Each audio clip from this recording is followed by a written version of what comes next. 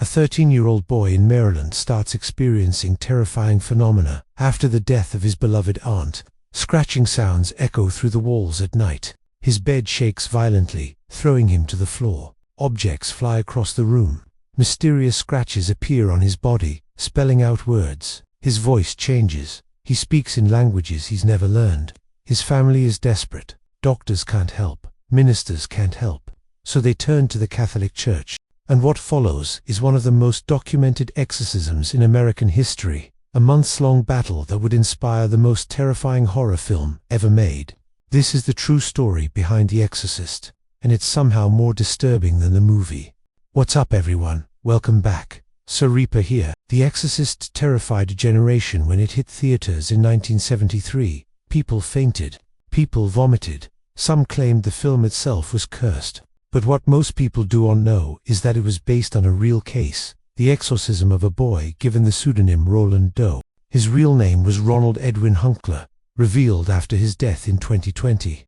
Today, we're breaking down what really happened, how much the movie got right, and whether this was genuine demonic possession or something else entirely. Let's get into it. The story begins in 1948, in a quiet neighborhood just outside Washington, D.C., where Roland lived with his parents and grandmother. Roland was mourning the death of his aunt, who had taught him about spiritualism, including how to use the Ouija board. His aunt had been his favorite relative, and he was devastated by her death.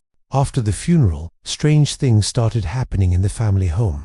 Scratching sounds echoed through the walls at night, as if invisible claws were desperately trying to break free from within the house itself. Objects moved without explanation, defying the laws of physics. Most disturbing of all, Ronald's bed would shake violently, sometimes throwing him to the floor.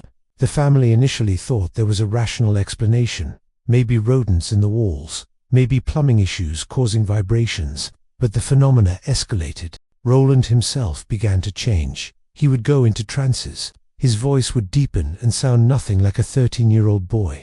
He would speak in what sounded like Latin, a language he had never studied. He became violent, lashing out at family members and himself. At one point, scratches appeared on Roland's chest forming an X, which the priest believed signified the number 10. Red scratches appeared, spelling out the word Louis, which alerted the family to go to St. Louis. The family consulted doctors who found nothing physically wrong with Roland. They brought in their Lutheran minister, Reverend Luther Miles Schultz, who witnessed the phenomena firsthand. He saw Roland's bed shake and objects move. He tried to help but felt the situation was beyond his abilities. That's when the family made the decision to contact the Catholic Church. The Catholic Church took the case seriously. Multiple priests were assigned to evaluate Roland and determine if an exorcism was warranted. They documented everything meticulously, keeping detailed notes of what they witnessed. What they recorded was disturbing. Roland would go into violent rages during which his strength seemed superhuman. He would curse in languages he shouldn't know. He would react violently to holy water and religious objects. His body would contort in impossible ways. The exorcism itself wasn't a single event, like in the movie. It was a series of rituals conducted over several weeks, primarily at Alexian Brothers Hospital in St. Louis. Father William Bowdon led the exorcism, assisted by Father Raymond Bishop and others. The priests reported witnessing phenomena they couldn't explain. Roland's bed levitating, objects flying across the room. The boy speaking in ancient languages, his body covered in unexplained scratches and welts. The exorcism had to be stopped early at one point because Roland ripped off a piece of mattress spring and threw it at the priest. The violence was extreme. Roland would thrash and scream for hours. The priests continued the ritual night after night, reading prayers, sprinkling holy water, commanding whatever was inside Roland to leave. According to their accounts, Roland's possession was not by a single demon, but by multiple entities, hence the X410 demons some claimed appeared on his chest. After weeks of exorcisms, on April 18, 1949, the priests claimed Roland was finally freed. During the final ritual, witnesses reported hearing a loud sound like a gunshot, and Roland suddenly became calm.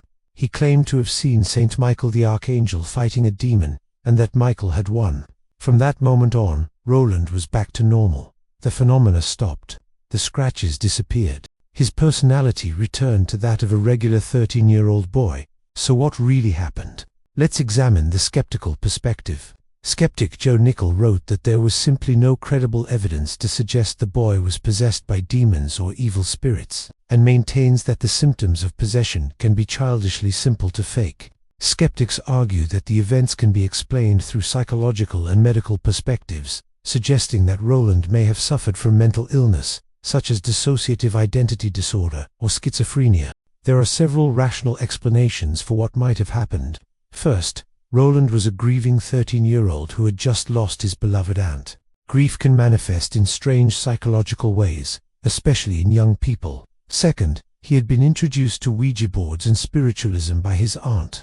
It's possible he became convinced he could contact the dead, leading to psychological distress. Third, teenage boys going through puberty can exhibit extreme behavioral changes, mood swings, and even dissociative episodes. What was interpreted as possession could have been a severe psychological episode. The scratches that appeared on his body, dermatographia, a skin condition where scratching causes raised red marks, or self-inflicted wounds, speaking in Latin or unknown languages, glossolalia, which is the phenomenon of speaking in what sounds like a foreign language but is actually nonsense syllables.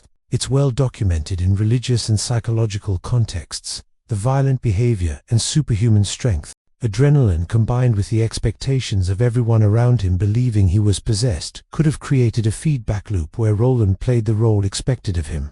It isn't possible to prove definitively whether Robbie was possessed. The boy might have been mentally ill or perhaps the victim of something paranormal. Even Father Halloran, one of the priests who assisted with the exorcism, later said he was never certain about what was wrong with the boy. Here's what we know for certain. Roland grew up to be completely normal, with no recollection of his possession whatsoever. He lived a regular life, got married, had a successful career, and died in 2020 at age 85. He never spoke publicly about what happened to him as a child.